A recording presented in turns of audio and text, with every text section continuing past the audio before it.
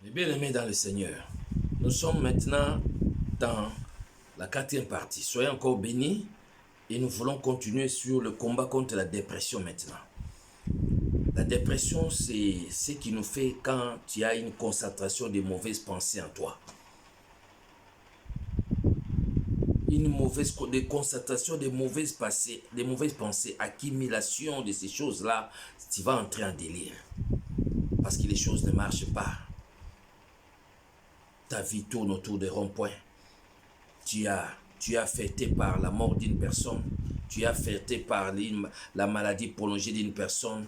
Des choses bizarres se sont arrivées dans ta vie et toutes ces choses se sont accumulées dans ta tête. Ça t'amène à la dépression. Alors, pour combattre ces choses, nous avons des possibilités, mon frère, ma sœur. Qu'est-ce qui se passe? Les démons, ils influencent les gens dès le bas âge. Ils connaissent tes faiblesses parce qu'ils cherchent à nous poursuivre dès le bas âge. Il y en a d'autres qui les démons les poursuivent dès le ventre de leur mère. Il y en a d'autres, quand ils sortent du ventre de sa mère, ils vont te suivre.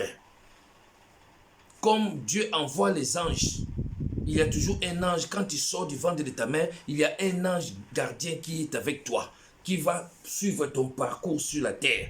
Il va suivre tout. C'est lui qui va donner les rapports au ciel de tout ce que tu fais sur la terre.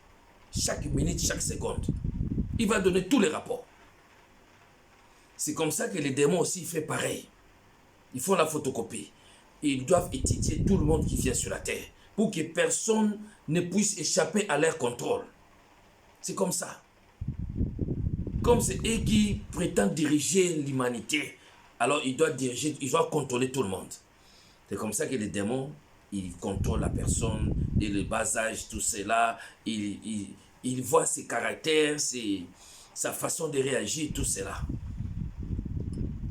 Et il y a des démons qui prennent même la possession de l'enfant quand il continue à commettre des péchés. Dès le bas âge, il entre en toi, il commence à contrôler ta vie, il commence à t'affecter sur beaucoup de choses négatives.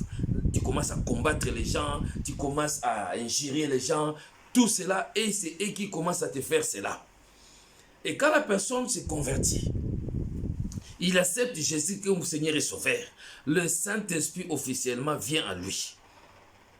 Quand le Saint-Esprit entre dans sa vie, la personne change. Et les démons, après la délivrance, les démons, ils prennent la fuite. Mais c'est juste temporaire. Il prend la fuite, il part. Mais comme la Bible déclare, il va revenir pour regarder si la personne vraiment, il marche seulement avec Dieu, ou il veut encore entrer en compromis avec le show du monde qui est contrôlé par d'autres démons. Alors, la personne, quand il ferme les portes, comment fermer les portes? N'écoutez pas n'importe quoi. N'entre pas dans les affaires des autres. Ne regarde pas les choses qui vont te séduire. Dès que tu regardes et tu fais le deuxième regard, tu fais le troisième regard, facilement tu seras séduit. La bouche, tu fais attention à ce que tu dis. Tu fais attention à ce que tu manges dans ta bouche. Ce qui entre, ça va dans le ventre, c'est vrai. Mais s'il n'est pas sanctifié, ça peut, si on a mis du poison ou bien quelque chose de mal, ça peut te faire du mal et ça peut te détruire. Et fais attention avec ce que tu dis dans ta bouche, parce que ça vient du cœur. Et le cœur, c'est le siège des mauvaises pensées. Le siège des mauvaises choses qui sont des mauvaises ambitions, ils sont dans notre cœur. Attention avec ce qu'on dit. Parce qu'il y a les oreilles, les murs ont les oreilles. Alors, c'est comme ça, mon frère, ces gens-là, ils nous poursuivent.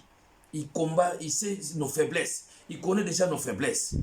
Et dans ces combats-là, quand tu vois, mon frère, ma soeur, que vous êtes devant ces choses-là, souviens-toi des disciplines spirituelles. Discipline, c'est très important. Apprendre à dire non, moi je ne peux pas laisser accumuler de mauvaises pensées à moi. Comment tu vas engager les combats? Romains 6, verset 11. Parce que la Bible déclare, les démons qui nous poursuivent dès nos enfances là, je vous ai dit, il connaît nos faiblesses, il connaît nos réactions. Qu'est-ce qui nous arrive? Parce que quand on est, mon frère, ma soeur, dans la vie sans Dieu, il y a des fois, tu mènes une vie de succès. Tu obtiens beaucoup de faveurs. Dès que tu acceptes Jésus-Christ comme Seigneur et Sauveur, tu es vraiment dans la bonne voie. Les combats commencent. Ces gens-là commencent à te voir avec leur troisième œil, macrocosme là. Ils commencent à voir, il a changé de camp. On va commencer à les bloquer. Les choses qui étaient faciles de le prendre, l'élévation dans ton travail, les boulots, les crédits, beaucoup de choses, on te dit désolé parce que juste à cause de ton identité que tu as maintenant là. Mais il ne peut pas te dire ça. Alors, comme il y a un sentiment d'échec qui vient dans ta vie, et pourtant, ce n'est pas ça. Tu es entré dans l'autre plan. Tu n'es plus dans le plan du monde, mais tu es dans le plan de Dieu maintenant. Et tu vas dépendre de la provision de Dieu.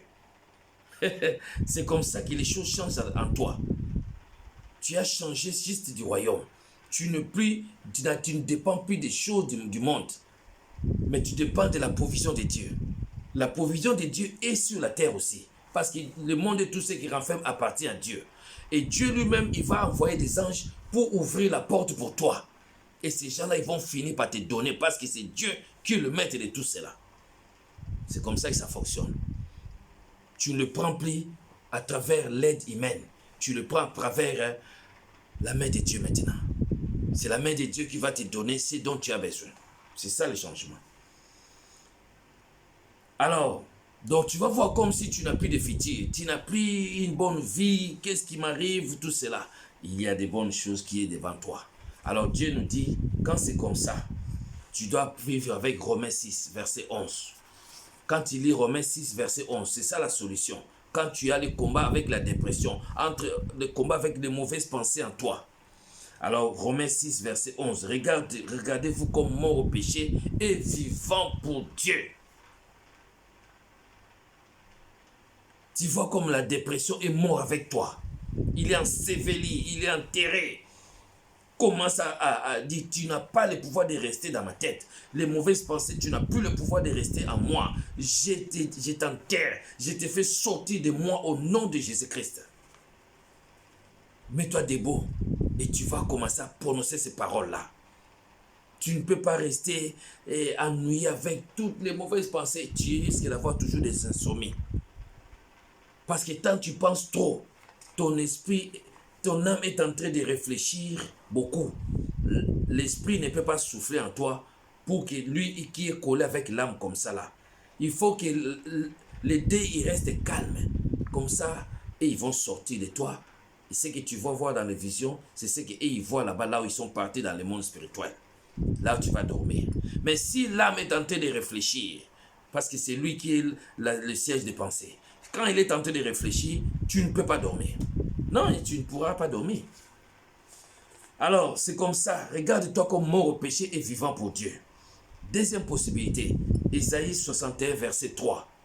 La Bible déclare, il faut porter le vêtement de louange au lieu d'un esprit abattu. C'est-à-dire que tu demandes au Saint-Esprit, donne-moi le casque du salut dans ma tête. Parce que dans le livre d'Éphésiens chapitre 6, on a, à partir du verset 14, on a les 6 armes du chrétien. Parmi ces armes-là, il y a le casque du salut. Dis au Saint-Esprit, Seigneur, mettez-moi les casques dans ma tête pour empêcher ces gens-là de me jeter les pierres, de me jeter leurs fourguettes là, des mauvaises choses qui peuvent entrer à moi et me donner des mauvaises pensées. C'est comme ça que tu vas repousser toutes ces choses. Utiliser la parole de Dieu comme un marteau qui brise les rocs pour briser toutes les mauvaises pensées qu'ils ont mis dans ta tête là. Dans le livre de 2 Corinthiens, chapitre 10, au verset 4 à 6, utilisez la parole de Dieu comme un marteau, brisé, parce que les armes que notre Dieu nous a données sont puissantes pour renverser les forteresses de l'ennemi et pour ramener nos pensées captives à l'obéissance de Christ. Donc le casque est salut dans ta tête. Et tu utilises Joël chapitre 2, verset 32. Alors quiconque qui invoquera le nom du Seigneur sera sauvé. Invoque le nom de Jésus tandis qu'il est près de toi. Invoque-lui, Seigneur, viens me secourir. Tu m'as promis que si j'invoque ton Saint-Nom, tu viendras me sauver, tu viendras me délivrer. Moi-même, je ne peux rien. Il faut arriver à la fin de tes capacités. Sache que toi, tu ne peux rien contre ce royaume-là. Mais Jésus qui est le Tout-Puissant, il est plus grand que le royaume du ténèbre. Il viendra te secourir. Il viendra, mes bien-aimés, te délivrer. La dépression va te quitter si tu invoques le nom du Seigneur. Alors, 1 Thessaloniciens 5, verset 8, la Bible déclare, ayez pour casque de l'esprit l'espérance de la gloire. Donc, l'espérance, c'est un casque protecteur de l'esprit contre toutes les attaques des esprits impurs venant du royaume du ténèbre. C'est comme ça, mes bien-aimés, quand il lit 1 Thessaloniciens 5, là, verset 8, ayez dans ta tête le casque. Casque là, c'est le Christ à nous, l'espérance de la gloire. Demandez le casque là, l'espérance. L'espérance, c'est-à-dire changer ta forme de voir les choses. Vois comme si demain, commence à voir que ton demain sera bon. Ton avenir est meilleur. Il y aura un futur pour tes enfants. Ceux qui ont déjà gagné de l'argent, ceux qui ont déjà acheté des maisons. Parce que quand on écoute trop, et ils sont partis au bled, ils ont acheté des maisons, ils ont acheté des terrains. Et quand toi tu vois ta condition actuelle, tu dis, moi je suis en retard par rapport à ces gens-là. Mais bien aimé, tu n'es pas en retard par rapport à personne. On n'est pas né le même jour. On n'a pas commencé à travailler le même jour, par exemple, peut-être. On n'a pas le même destin. Dieu ne peut pas nous bénir le même jour. Si lui l'a déjà réussi, gloire à Dieu, le panier circule encore. Il est arrivé chez lui. Moi aussi, le panier viendra vers moi. Mon temps viendra où je vais investir. Mon temps viendra où j'aurai du travail. Mon temps viendra où je vais avoir un enfant. La stérilité va quitter ma vie. Je crois que Jésus enlèvera ma stérilité. Il va enlever mon opprobre, ma honte. Il va me donner les enfants. Tant que je suis fidèle à lui, il va me donner les enfants. Il va me donner mon mari. Il va me donner le mariage. C'est comme ça qu'il faut prononcer les paroles. Le célibat va quitter ma vie. Je dois me marier. Je dois avoir ma famille. Je dois avoir des enfants. C'est cette attitude-là. La Bible déclare Romains 10, verset 10. C'est en croyant du cœur qu'on parvient à la justice. Mais c'est en confessant de la bouche qu'on parvient au salut. Le salut, c'est le plus grand mot de l'évangile. Parce qu'il comporte la délivrance. Il comporte la rédemption. Il comporte la guérison. Il comporte, mon frère, ma soeur, tout ce qu'on peut dire, mon frère, ma soeur, pour sauver. Sauver, c'est tout cela dans le mot salut. Mon frère, ma soeur, il ne faut jamais accepter les choses négatives entrer en toi. Ça va te porter préjudice. Ça va te faire du mal. Si tu encaisses les choses, n'encaisse plus, mon frère, à partir d'aujourd'hui. Prononcez de bonnes paroles pour toi. Prononcez les bonnes paroles pour tes enfants. Bénissez toujours tes enfants. Renversez toutes les mauvaises paroles que les gens ils ont dit contre tes enfants, contre ta vie. Neutralisez ça au nom de Jésus à travers l'œuvre de la croix de Jésus qui a effacé l'acte dont les ordonnances nous condamnaient. Il a éliminé en les clouant à la croix. Colossiens 2, verset 14. Même Dieu lui-même, il a dit dans le livre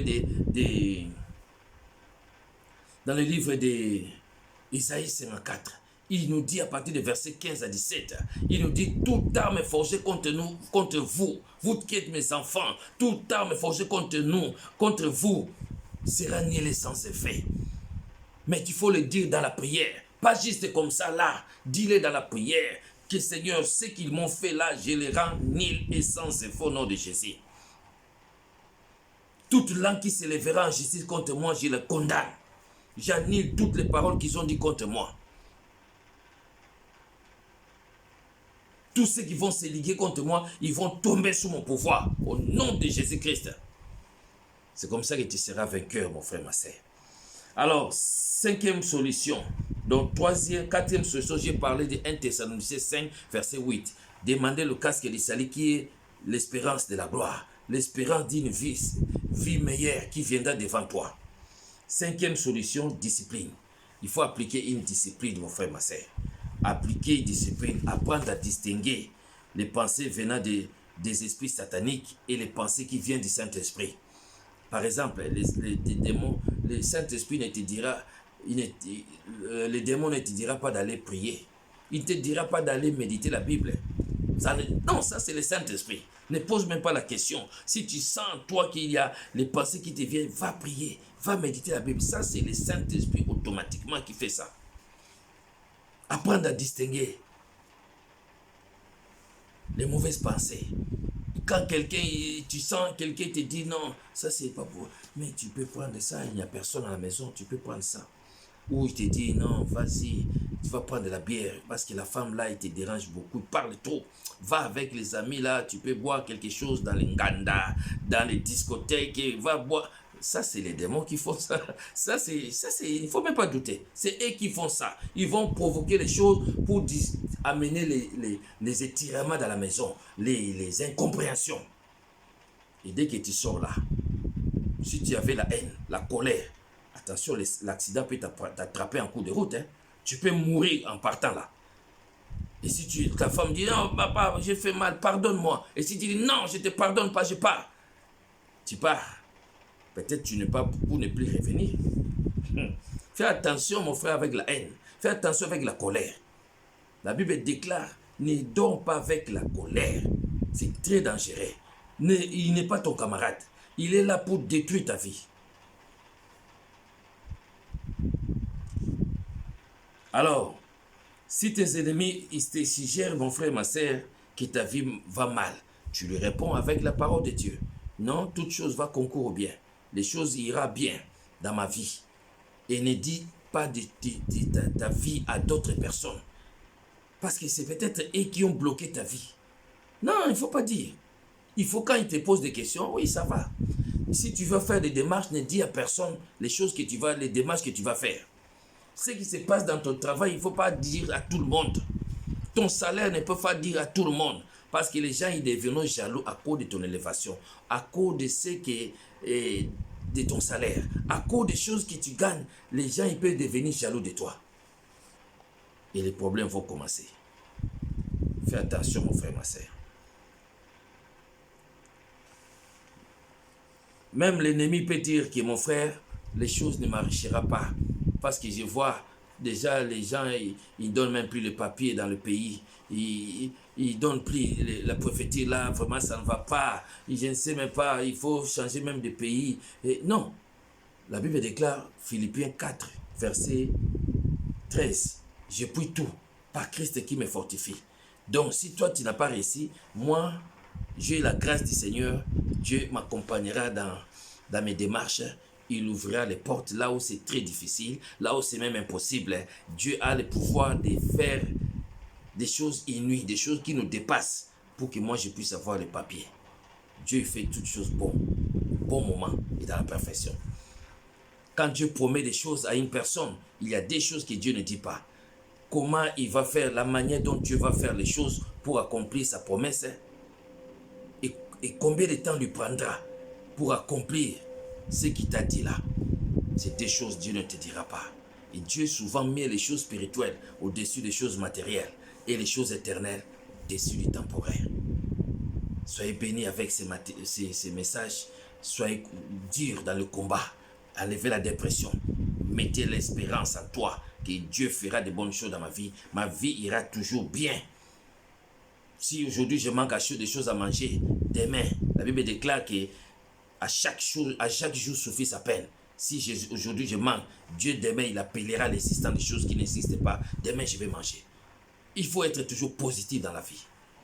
Soyez bénis. Que Dieu nous bénisse par cet enseignement. Et que tu puisses le partager à beaucoup de gens qui vont aussi être édifiés par ces paroles. Soyez bénis. Amen, amen.